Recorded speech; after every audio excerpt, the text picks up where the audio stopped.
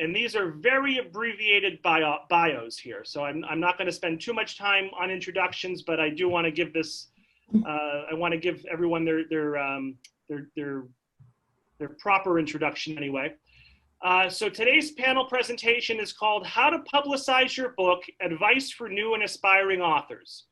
Authors today not only have to write a good book, but help it get into the right hands. Learn how to toot your own horn, write your own blog, do your own social media, and plan your own publicity with a panel discussion from local authors. And I'm gonna butcher some names here. So Matty Dalrymple, Jeannette de Beauvoir, Beth Canal, and Sarah Smith, I'm confident I pronounced Sarah Smith correctly, are members of Sisters in Crime New England, a group of authors, readers, publishers, agents, booksellers, and librarians bound by their passion for the mystery genre and their support of women who write mysteries. So tonight's authors, primarily deal with mysteries, but this is applicable and relevant to all authors. So Matty is the author of the Lizzie Ballard thrillers, the Anne Kinnear suspense novels, and the Anne Kinnear suspense shorts. Jeannette is a Cape Cod-based award-winning author and BookSense Book of the Year winner. Let's see here. Jeannette writes mystery and historical fiction that's been translated into 12 languages.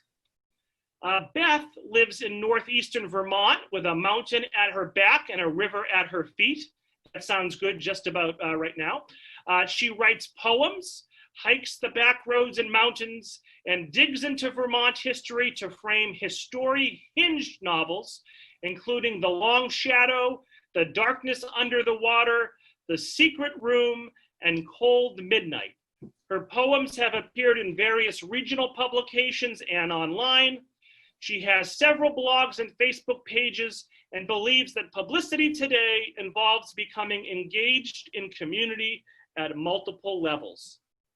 And last but not least is Sarah Smith, who is an Agatha winner and Massachusetts Book Award winner for her novel, The Other Side of Dark. She has written a best-selling adult mystery series set in the Edwardian period. Two of those books were named New York Times Notable Books of the Year. Her standalone novel about the Shakespeare authorship, Chasing Shakespeare, has been made into a play. And her latest novel, Crimes and Survivors, is set in 1912 and involves the sinking of the Titanic. And as I think I mentioned, tonight's program is sponsored by the Friends of the Library and the Tewksbury Cultural Council, which is a local agency supported by the Massachusetts Cultural Council, which is a state agency. I also want to thank the panelists, whoever that was, for letting folks in from the waiting room. Okay, so we will get started in just 15 seconds.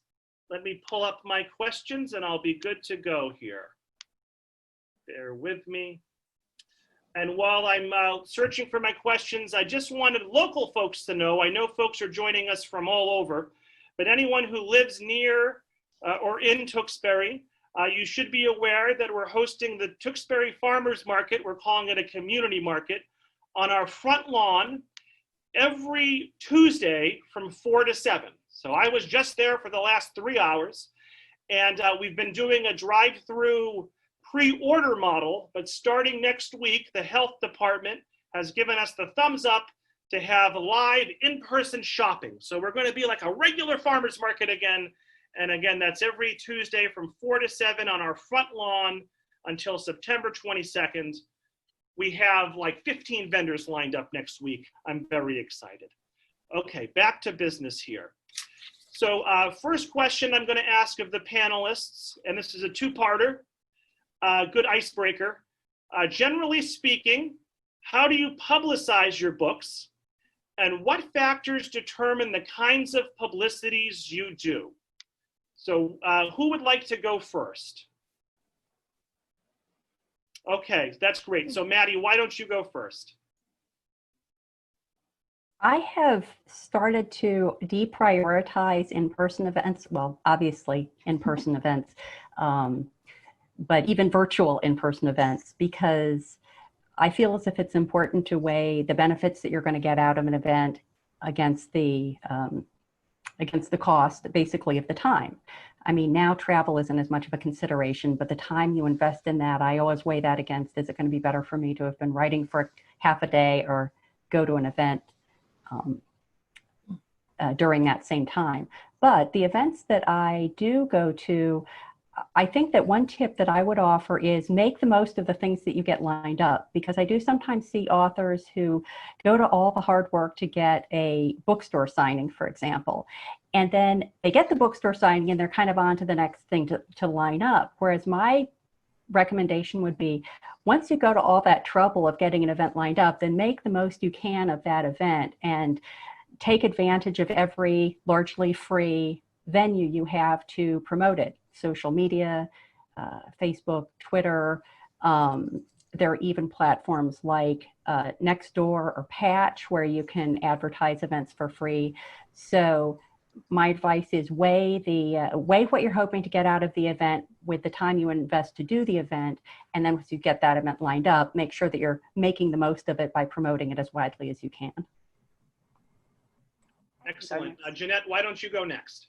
So I think that the first thing you have to think about is what you think about when you're thinking about marketing anything, which is, who is your audience? Very specifically, who is your audience? Because your audience is going to hang out in different places.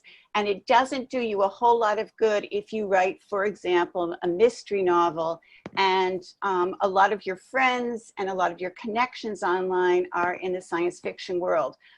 There aren't going to be that many people who are going to cross over to read your books. Your mother might. That's about it.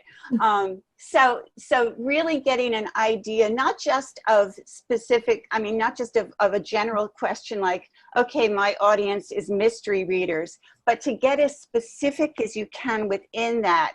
That way, all the energy, and some of it's the energy that Matty was talking about in person, and some of it's the energy that you're going to do at your desk, and some of it is the money you're going to put into it.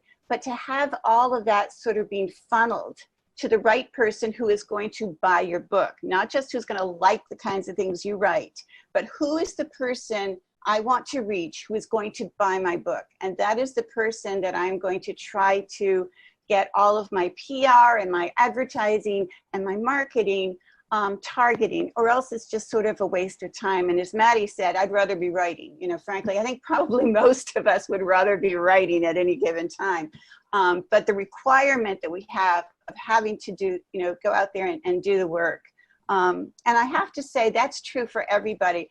2 of my books are published by St. Martin's, which is a really nice, big traditional publisher. And the extent of their marketing is, if I tweet something, they will retweet it for me. That's it. So you can't really expect a smaller publisher to do, actually my smaller publisher does do more, but to do the work. We really have to be engaged in figuring out who it is that's going to be buying the book, and how do I best reach them? Where do they hang out? Are there Facebook groups for this kind of reader? Where are they on Goodreads? Where are they even on YouTube? And try to get that person. So Sarah, why don't you go next? And Beth, we'll have you go last. Okay.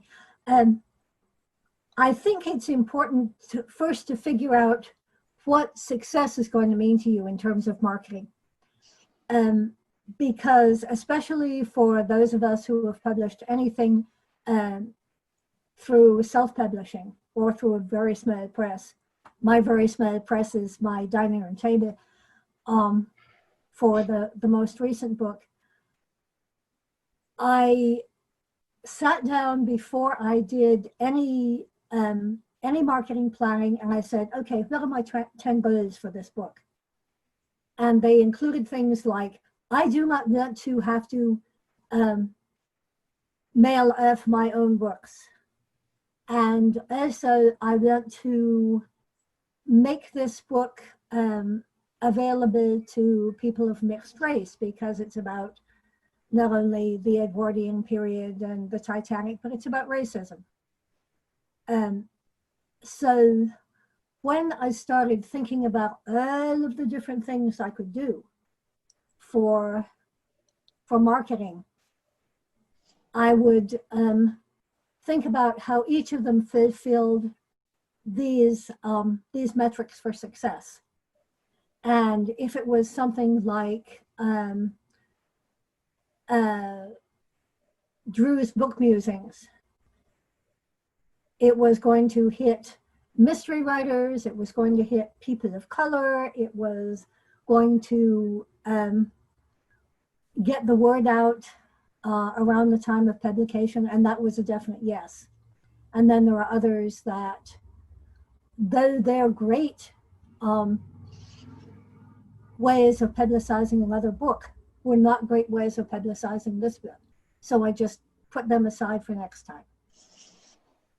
And I agree, by the way, you're with you, Jeannette, you're lucky that St. Martin's retweets. Simon & Schuster does not retweet. There you go. Ouch. It really is up to us. It's right up to us. And Beth, did you want to chime in on this first question? Yes, please. You know, what I do has changed over the years. I tend to focus more on readers now rather than sales. And that may be partly because my current publisher, the one who's publishing my Winds of Freedom series set just before the Civil War, is a library supplier of books. And I'm interested in getting books into readers' hands no matter how, but libraries are one of the great ways to do that. I'm also really into levels of community, and that might just be because I live in Vermont and community is everything to you here. You don't make it through a Vermont winter without knowing the person who's going to pull you out of a snowbank or who'll get your groceries for you if you're iced in. So I tend to look at the circles around me, start with my closest friends, and of course with the people who've been beta readers for the book as I've been writing it. And I learned through working for a marketing agency that the thing most people forget to do is ask. So I ask those friends, and that includes my Facebook friends, but it also includes friends I know in other ways. Please pass word about this book. Please take a look at this, read this. If you enjoy it, pass it along to someone else. That asking seems really important. So I ask friends, I ask Facebook people, and then I work out from there. I talk with libraries. I'll actually visit any library in New England if they can cover my gas mileage. That usually means I stick with Vermont and nearby New Hampshire libraries, but I go further when asked. And also book clubs that are close to me, delighted to go. I learn from book clubs so much because I learn how the books affect the readers and what they're seeing and what they want more of. So that's my idea of levels of community and working out through them and holding on to them. And I feel that way that my readers become part of what I'm doing. And that probably applies to each of you too. It's just so much fun talking to people, especially now, but always. I agree. So Beth, I'm sorry I had to step out momentarily. And you missed the part about libraries, Robert. Darn it. So, I just want to say that none of what we're saying is mutually exclusive. I think that all of us could agree with everything that the other authors are saying. We've just, sort of chosen different points of coming in at answering the question. But I think that all of us could probably stand behind what everyone else is saying. Agreed. That's a good point. Did anyone have anything else to respond to before we move on to the second question? Were we talking about means of social media yet, or is that? No, you can bring that up now. Okay. There's all sorts of social media you don't think about. For traditional mysteries, the big thing tends to be Facebook, but there's also, for instance, Pinterest. I know my audience likes Pinterest. My audience likes a lot of do-it-yourself and fashion stuff. I have like 10 fashion boards up on Pinterest. And every one of them says, I'm Sarah Smith, I'm a writer, and my latest book is. I don't know whether those things ever get anybody to buy the book, but one more way in which people hear about the book. Mhm. We can certainly touch on social media now. Beth, did you want to say something? I do, in part because who mentioned Twitter earlier? Oh, you did, Jeannette, about your publisher retweeting things, and Matty. I think that using hashtags is something that we're all sort of catching up with, partly because all of us here today are past age 40, let's say. And hashtags connect us and connect us in new ways to other people with the same interests. So hashtags become the beginning of cross-promoting. When I post on Twitter and also on Facebook, now that it's using hashtags, I'll hashtag the publisher, for instance. And then I don't need to wait for them to retweet. It's already gone into their feed. The same thing, I'll hashtag a historical group, hashtag a book club. Bring in the people who are already connected to the material.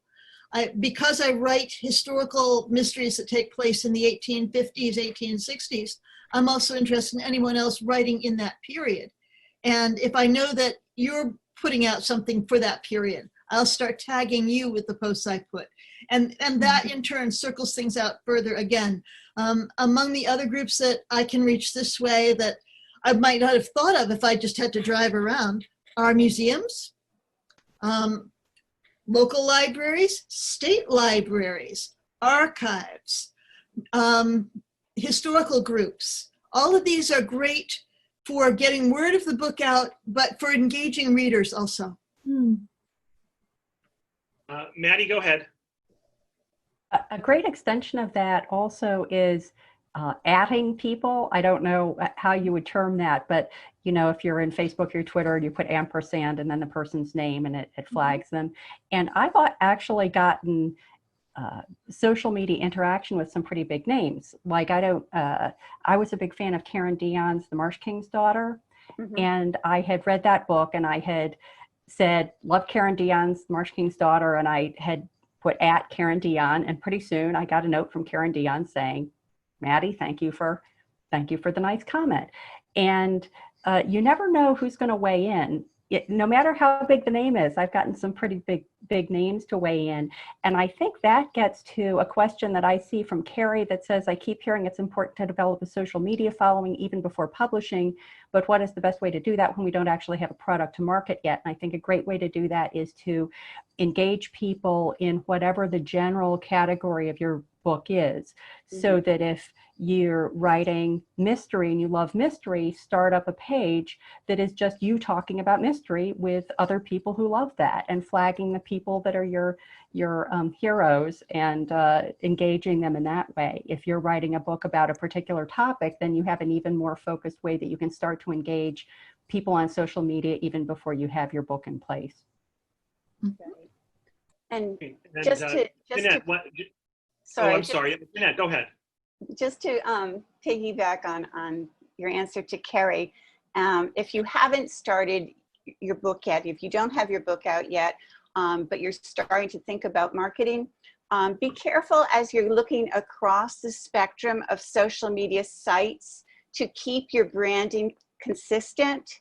So that, for example, if you're going to having decided that this is your audience, a Twitter presence, a Pinterest presence, a Facebook presence, what you want to do is use the same photo for all of those, use the same sort of look and feel for all of those, so that when a person goes from one to the other, they can absolutely identify that this is you, this is your, and this is your branding, which is whatever it happens to be, historical mysteries or cozy mysteries or whatever they are.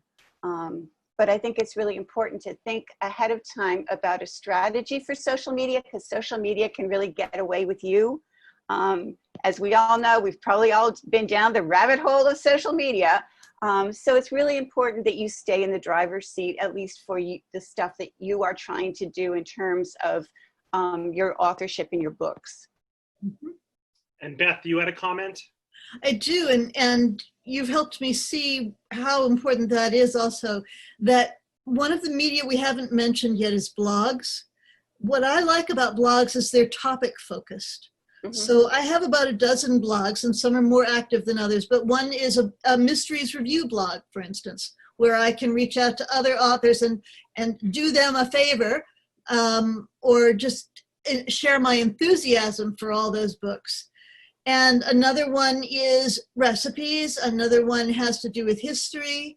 I also really want people to remember me as a Vermont author. So I reach for that Vermont brand, and I reach for anything that has to do with Vermont and look for that pairing. Yes. Wonderful. Sarah, did you want to chime in as well? Sure. Yeah, following up on that, it's important to have a brand so people can recognize you. But on the other hand, don't make your brand too narrow too fast.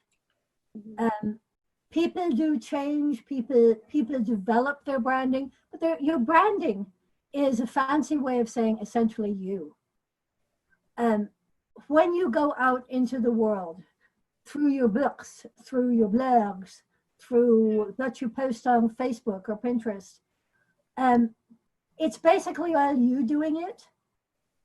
And you don't have to say to yourself, I am only going to be a mystery novelist. I'm never going to think about science fiction. I'm always going to present myself as this one person, because things change in your writing world. Things change in what people buy. Remember that Elmore Leonard first made his brand as a writer of Westerns. And then nobody was buying Westerns. And he reinvented himself as a writer of thrillers and grungy mysteries, where of course he was much more successful. Don't make yourself too narrow too fast. Minor correction, in the review world we say hard-boiled, not grungy. Elmore Leonard is so hard-boiled, he's like a steel egg. Agreed. So Matty, you had a comment. So Matty, let's, so first of all, Becky, I want to acknowledge your question in the chat, and I'll make sure we get to it at the end or whenever it makes sense to do so. Matty, why don't you give another comment, and then we're going to move on to question 2, because we're a half an hour in and we're still on question 1. So Matty, take it away, Matty. The thing I'd add is that don't feel you have to be everywhere. So you don't want to limit yourself by the brand you put out there, but you also don't want to be on Facebook and YouTube and Pinterest and Instagram and Twitter. You know, that will just make you crazy. And so I think that the 2 most important things to think about social media are, where do you think your demographic is going to be? That's important, because you don't want to be speaking to an empty room. But what do you enjoy doing? Because it's going to be so much more easy and so much more engaging for the people who follow you if you're actually enjoying yourself while you're on social media. So feel free to factor that in when you decide where you're going to invest your time. Excellent, excellent. So the next question is, so a lot of the types of publicity you've spoken of so far is mainly free publicity. No, certainly time is money, but now I want to talk about paid publicity. When does it make sense to pay for publicity? What's worth paying for? Who would like to tackle that question first? Beth, go ahead. I have 2 favorites. One is Facebook ads, because you get such wonderful analytics with them. You can see right away whether something is working, you can change it, you can discontinue it, and you only pay as much as you want to. I've had times when I paid $7 a week, and that was just fine. The other one that I really value is ads that come with local writing. I'll often write for a local publication in exchange for an ad there, and that reaches the people I most value as my readers, the ones who are my neighbors in the widest sense. Who would like to chime in next? Mary, go ahead. Or, sorry, Matty, go ahead. Pretty much right now, the only paid publicity I'm doing is boosting Facebook posts. I'm not even doing ads. I'm just boosting them for $1. If there's anything I want people who are following me to see, I just boost it for $1, because Facebook really isn't going to show it to anybody unless you pay some money. And there are a lot of platforms that you can pay for depending on what you're looking for, but it's also possible to get free coverage. And I'll go back to the suggestions of Nextdoor and Patch, which are two of the neighborhood applications or websites that you can go to. And oftentimes those are free. So I feel as if there are a lot of free options. I also really like Beth's comment about tapping into your community. And I never want to portray that as a quid pro quo kind of situation, but if you ask people to who have an entree to the readers that you're wanting to reach, to help you reach them, then oftentimes they'll do that, and they will very much appreciate if you do that in return. So you're investing some time, but not necessarily money. Sarah or Jeannette, did you want to weigh in here? I actually don't spend a lot of money on ads. The place where I spend the most money probably is in trying to engage people to do reviews of the book. So I might get a whole bunch of review copies and send them out, or I might spend some time going through some lists to try to find some people who would be willing to review on places like Amazon and Goodreads. I have also sometimes boosted posts on Facebook.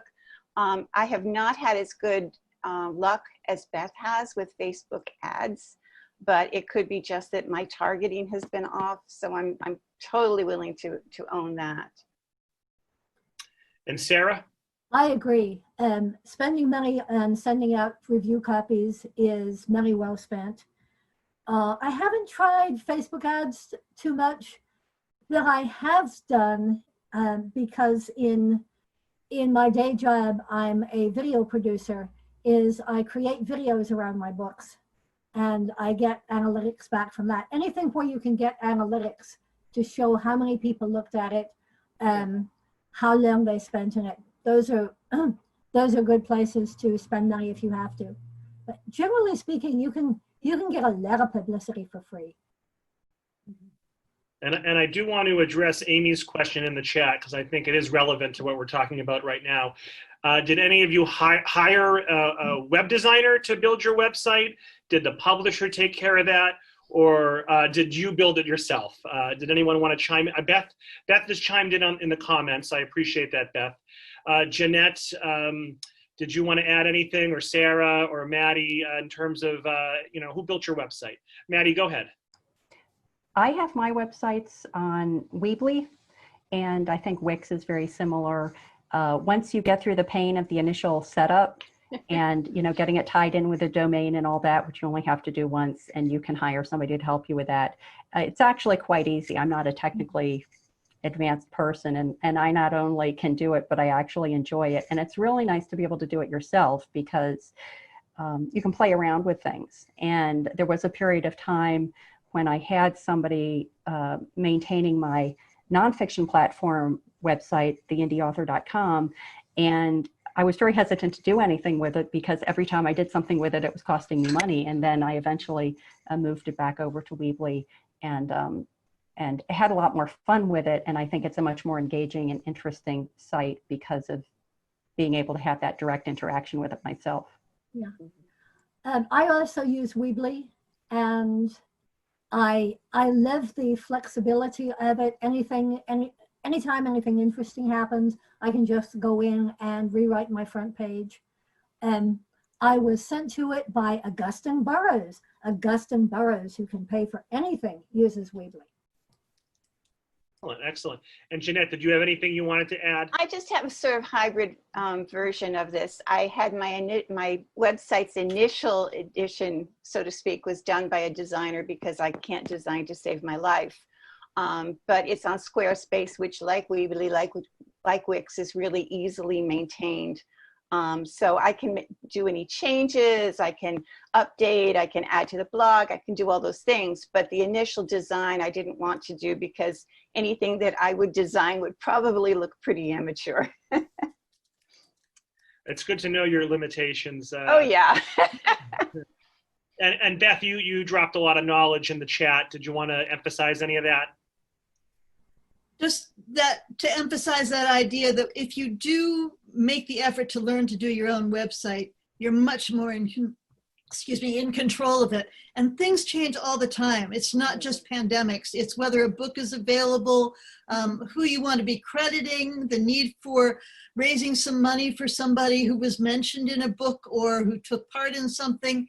And if you have your own website skills, then you can do those changes right away. You don't have to wait. Right. Also, sometimes the publisher, God bless them, will make a small mistake. And you need to get word out right away. And the best place to do that is on your website as well as your social media. Mm-hmm. Great. Matty? One thing that I found the website is really useful for is slicing and dicing my work in different ways. So on my website, I have a page, the homepage has all my books, but then I have another page that's devoted just to one series. I have another page that's devoted just to the other series.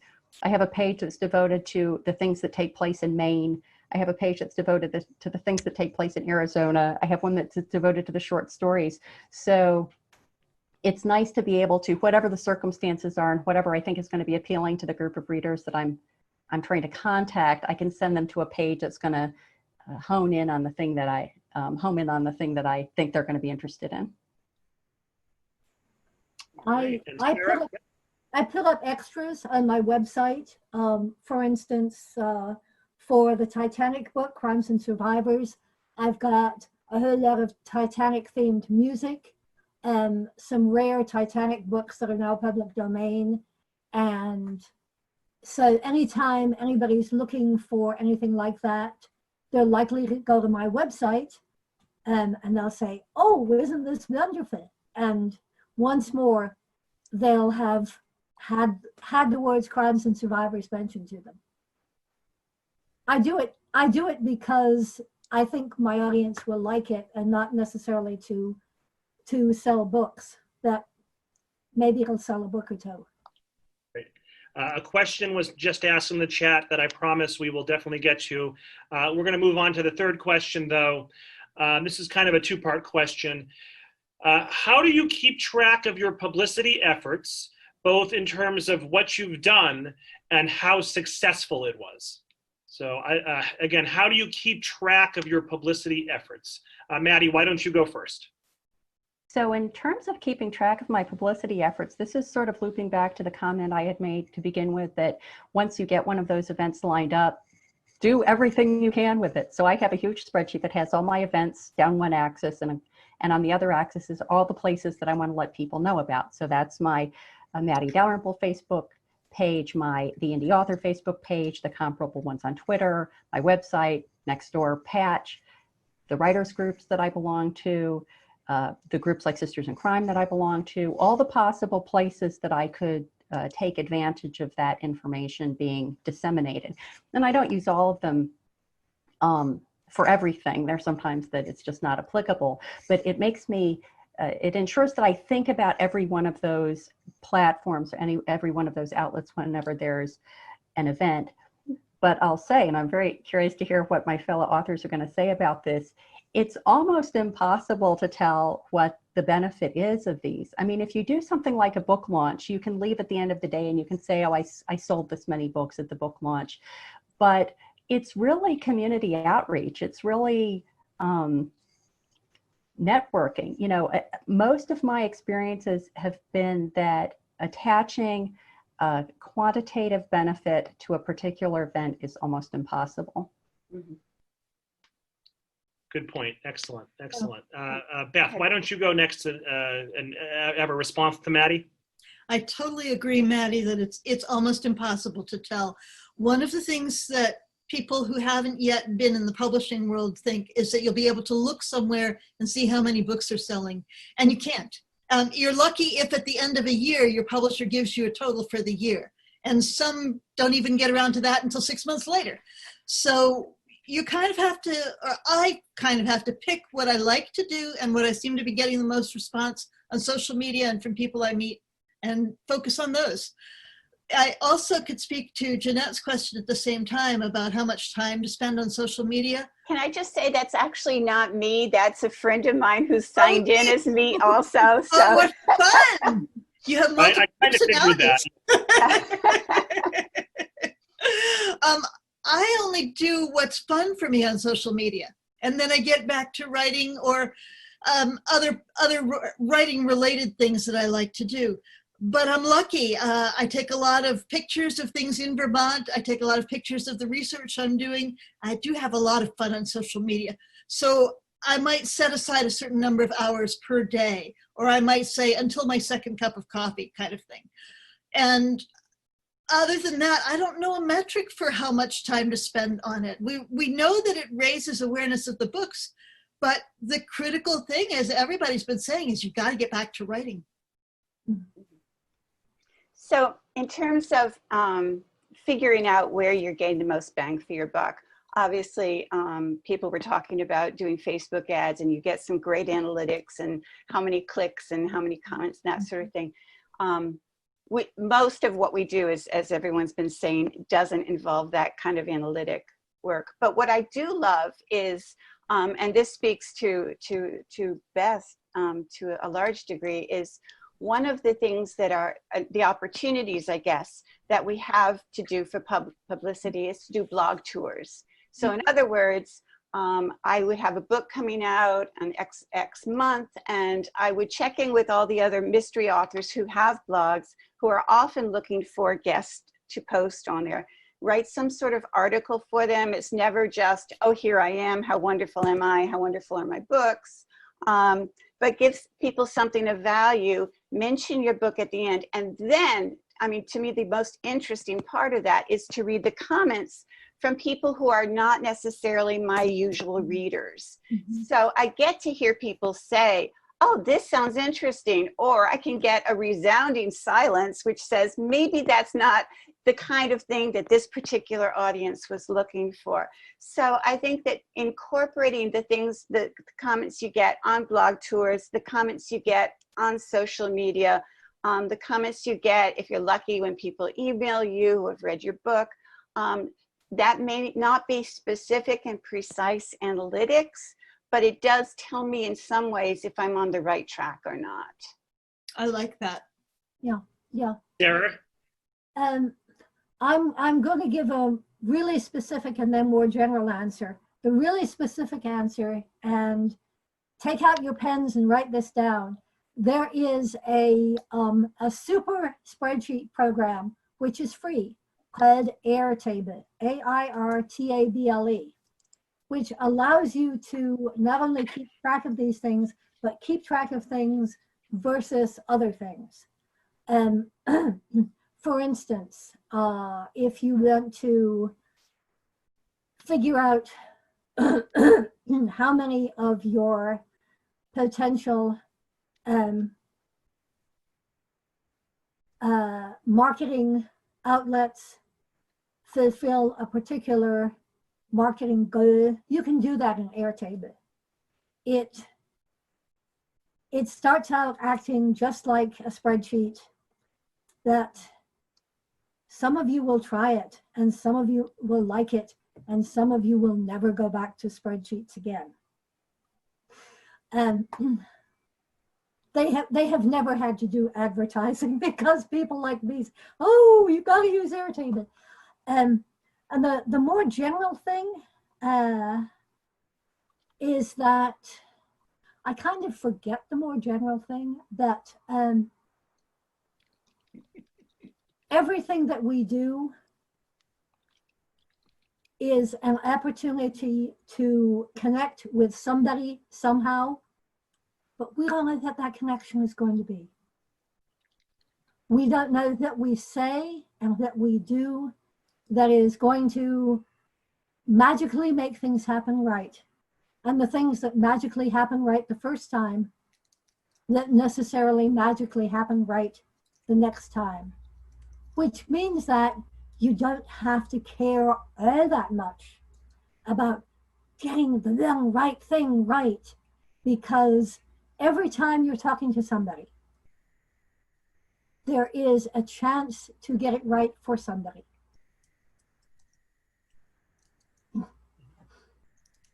Matty, you wanted to chime in? I just wanted to add to what Jeannette had said about blog tours or blog posts, that I think that that's a great way to tap into people who don't know you yet, and a better use of your time than writing blogs for your own site. Because if you're writing blogs for your own site, you're singing to the choir. And if you want to do it because you enjoy that, then certainly do that. But if you're doing it if you're doing it as a promotional or publicity thing, then you're talking to the people that you've already won over. So I think that advice about finding other people whose sites you can blog on, maybe swapping a blog, is a great one. Great. Any additional comments on that third question? And Beth, that's really cool. You're incorporating Tewksbury into an upcoming book. I have Just to. make sure you spell it correctly, Beth. You're spelling the English version. You added an extra E in there. Ah.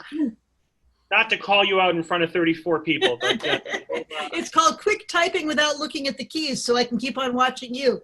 no, we appreciate it. I appreciate you guys being able to comment verbally and writing at the same time there. So we'll move on to our fourth question. So a lot of you, it sounds like a lot of you arrange your own publicity. What are some of the benefits and what are some of the advantages and disadvantages to sort of doing a lot of your own publicity? So did we want to add to that? So Beth, why don't you start us off? I wanted to answer this because I really am excited about doing my own publicity, and I thought I would hate it. I used to do publicity for the PTA and things like that, and it was awful. But doing my own publicity lets me be as passionate, emotional, and connected as I want to be. Now, I'm an introvert, as most writers are, but there's a part of me that loves to come out and play that role, and I have a ball doing it. So I love to connect with readers, and I love to tell you the things that inspired me to seize on a particular part of history or a particular twist to a mystery. For me, they all have to do about injustice and fighting for justice. And I'm back with the comic books I adored and the books of yours that I adore. Wonderful. Let's see, who has their hand raised? Jeannette, Matty, Sarah, who would like to go next? Okay, Matty, go ahead. I'm doing all my own publicity, but I really like the idea that Beth is sort of suggesting about wearing a different hat. So it's sort of like writing a resume. It's always a little bit creepy to say all the ways that you're fabulous when you're writing a resume. And you have to put on your hat as if you're a placement management firm, writing a resume for somebody else. I think the same is true when you're doing publicity for yourself. You sort of have to put on a different hat, and you have to be willing to promote yourself the same way you would promote someone else if you were doing publicity for a third party. Great. Go ahead, Jeannette. I would just agree, especially with Beth, that I think that if you are passionate and really love what it is that you write about, then you can talk about it as opposed to yourself. So I don't go out and say, Jeannette de Beauvoir is the best author ever born, which of course is not true, but even if it were. But what I will say is I've got this really exciting idea. I've got this book that I've written. I've got this, here's a story. And if you fall in love with the story and you really enjoy what you're doing, then that's what you're bringing to people. It's that passion, as opposed to sort of marketing yourself, which I think is probably difficult for most of us. When you start doing your own marketing, you realize that a lot of marketing for other books is kind of generic. The amazing, wonderful new book by X, and it's clearly written by somebody who spent about half an hour with the entire process. And because you know something more about who your readers are, who's enthusiastic about your books, what's really fun about them, you can go off and do weird stuff. And it doesn't have to stop 2 weeks after the book is published.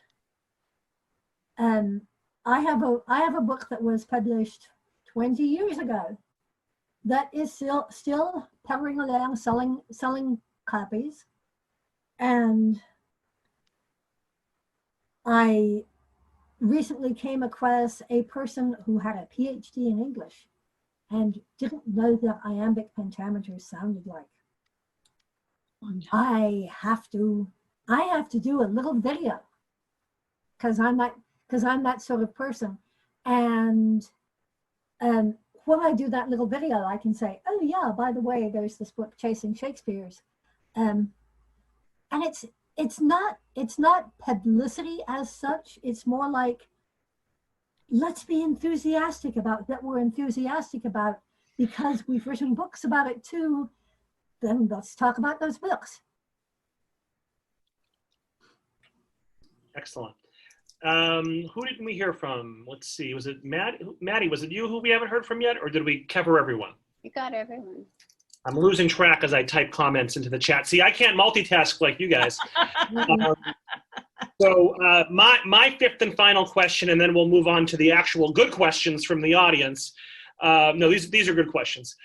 Talk about some successful non-traditional publicity venues you've tried or want to try.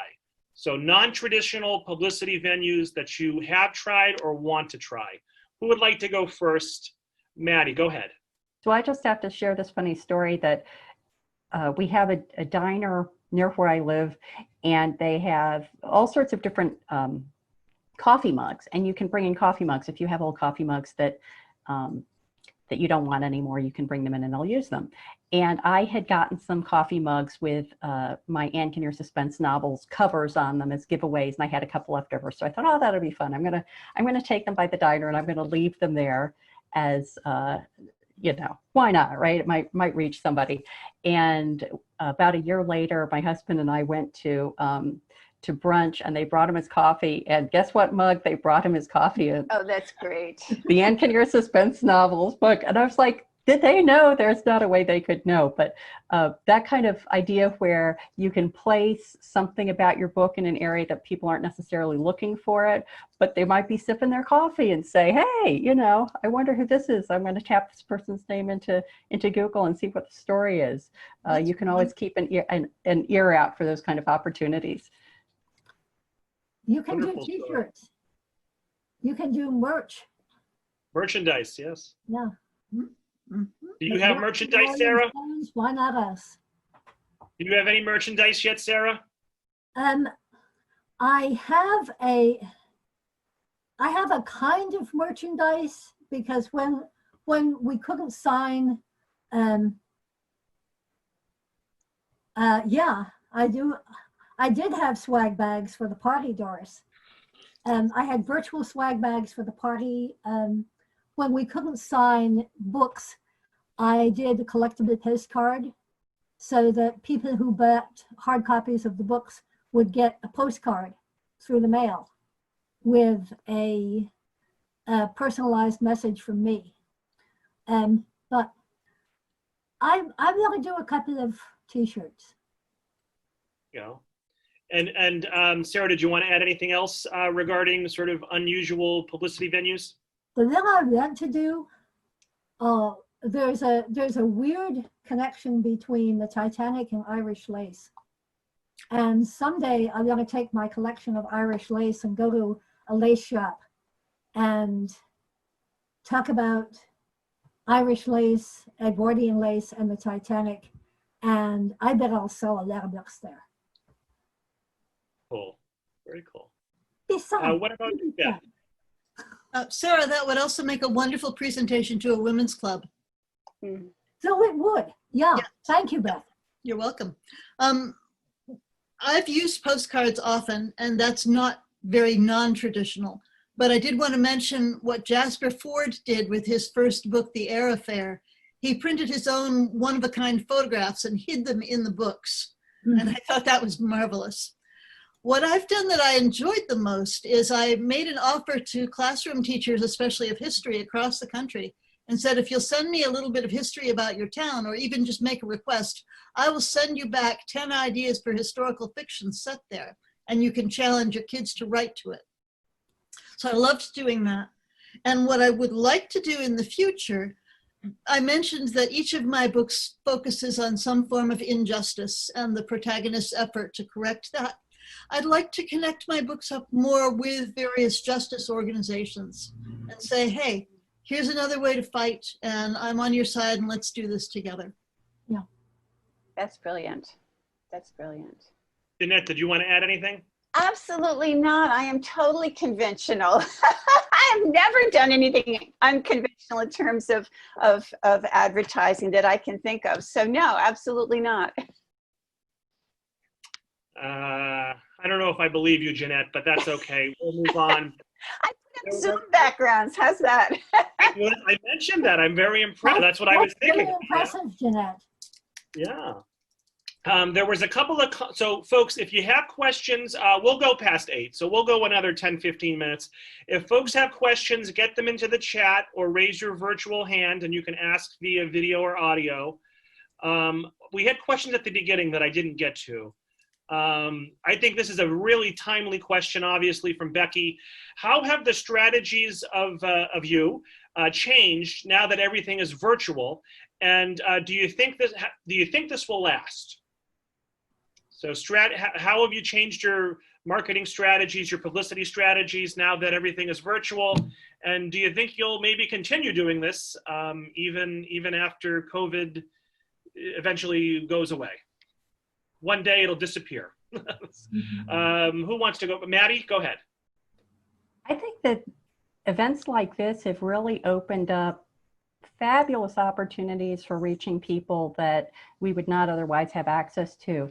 I'm a member of Sisters in Crime New England, but I actually live outside Philadelphia. I'm also a member of Sisters in Crime Delaware Valley.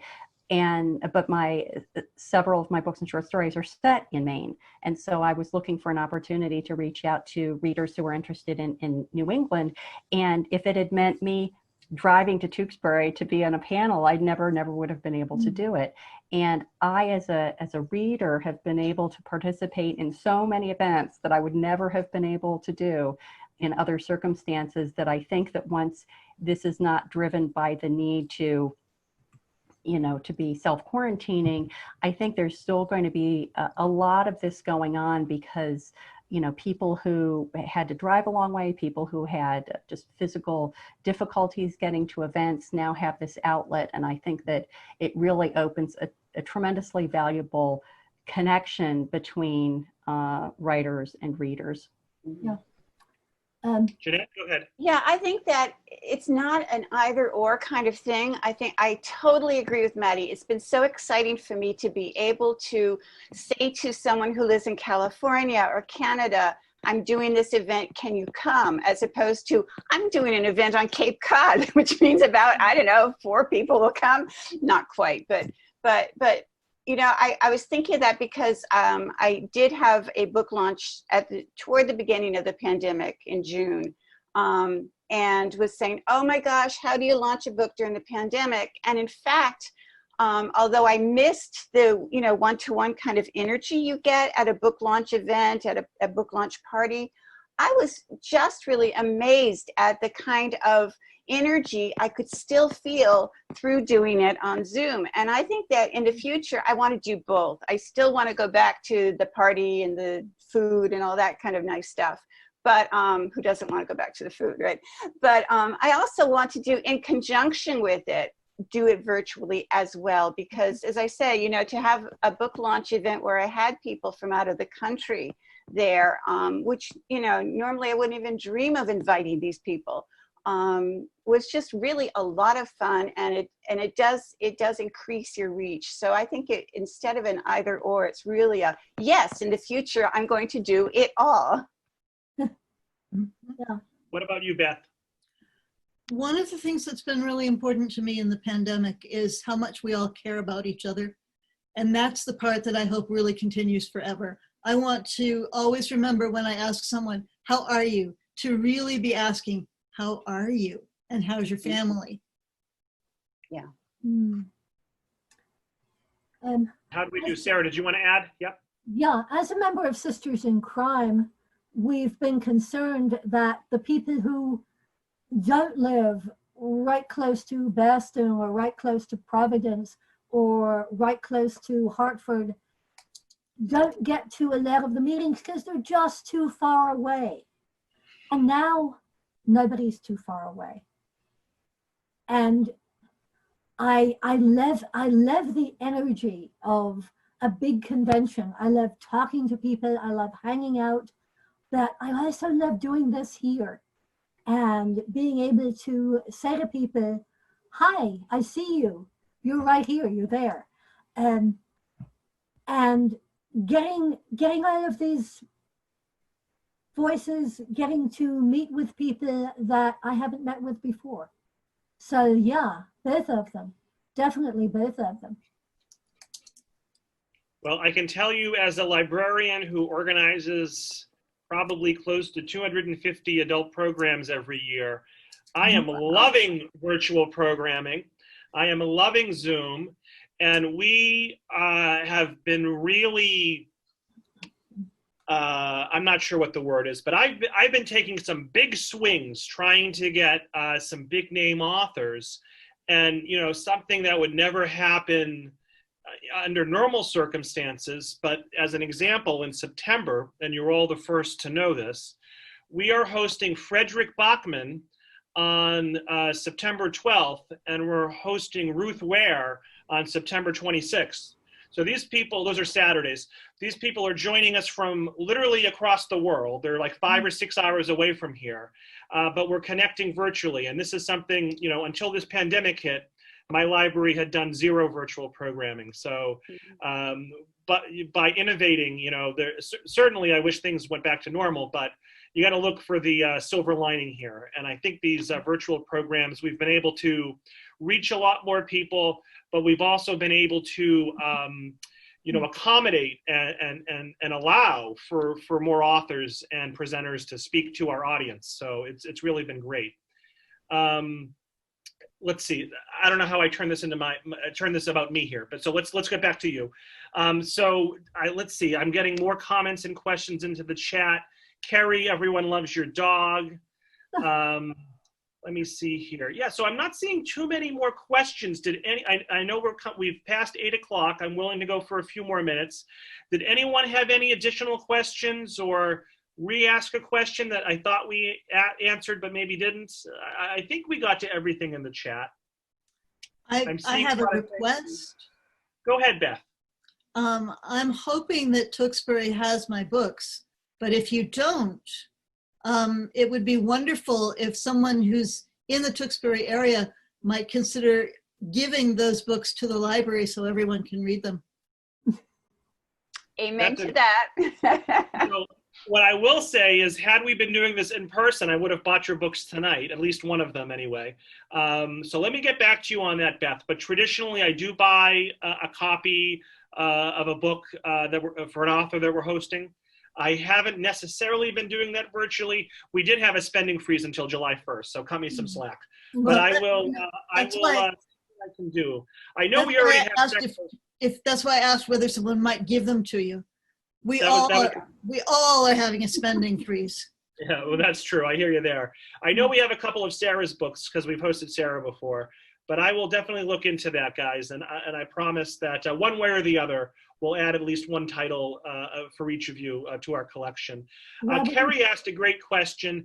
Carrie, yes, we are starting a writing group here at the library. I am committed to doing that. We were supposed to start that in person in the spring, then COVID happened. So we will be starting it in the fall. It's going to be the 4th Tuesday of every month from 7 to 8:45. It will be virtual for the foreseeable future. We're going to start in September.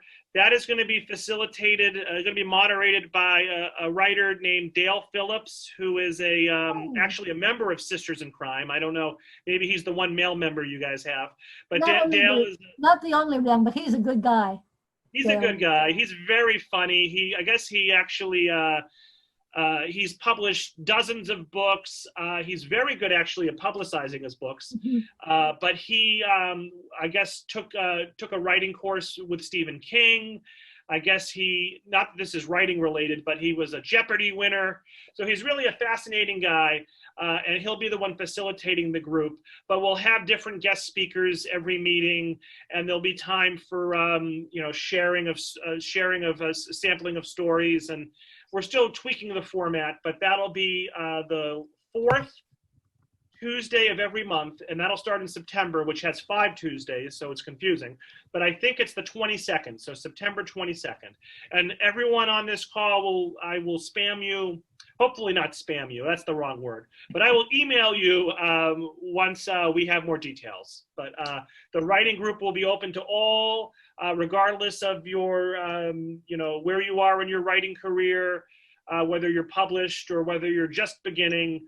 And regardless of what genre or type of book you're writing, there'll be a place for you. And I'm happy we're doing it via Zoom, because I probably wouldn't have been able to fit everyone.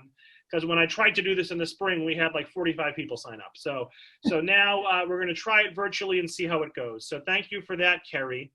And I think, let me see here. I think I've addressed all the other comments or questions. What I'll do now is I will give everyone on the panel 30 to 60 seconds to leave us with some sort of nugget of wisdom here. And Matty, I saw your hand up. So Matty, why don't you go first? Thank you.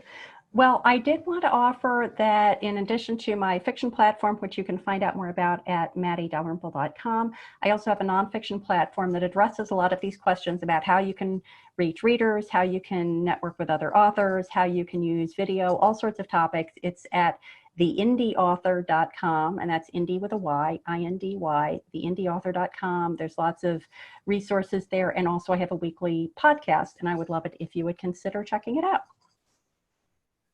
You know, it took 70, I can't do my math. It took 66 minutes, but somebody mentioned podcasts. So unless that was mentioned while I stepped out, but that I think is a very hot publicity avenue right now as well. Yes. Sarah, you want to go next, Sarah? Leave us with some sort of piece of advice here or parting words. Yeah, I put my email in the chat in case anybody wants to talk about Airtable or anything else. I will say that I have a group that Dale is also in called Publicize, which is just a Zoom call, and it meets once a month. And we talk about publicity issues that we have or would like to have, or questions that we have for each other. And excellent. Again, get in touch with me if you want to get an invitation. Excellent. Okay, so email Sarah if you're interested in that group, which seems very topical to what we've been talking about. And look at that, Sarah. Nice work. Plug in that book. Wonderful. Buy the book, everyone. Who is next? Jeannette or Beth? Who would like to kind of help wrap us up here? Who wants to go first? Go ahead, Jeannette. So I guess that I would just leave you with, we've given you a lot of ideas, and I think that the most important thing is to figure out where you feel most comfortable in terms of doing publicity for your book.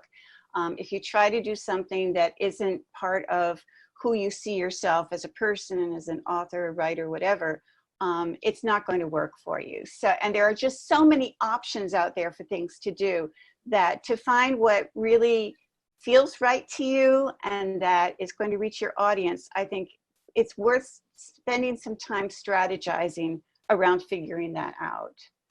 That's about it. You can find me at my website also, which is myname.com. Great. And last but not least, go ahead, Beth.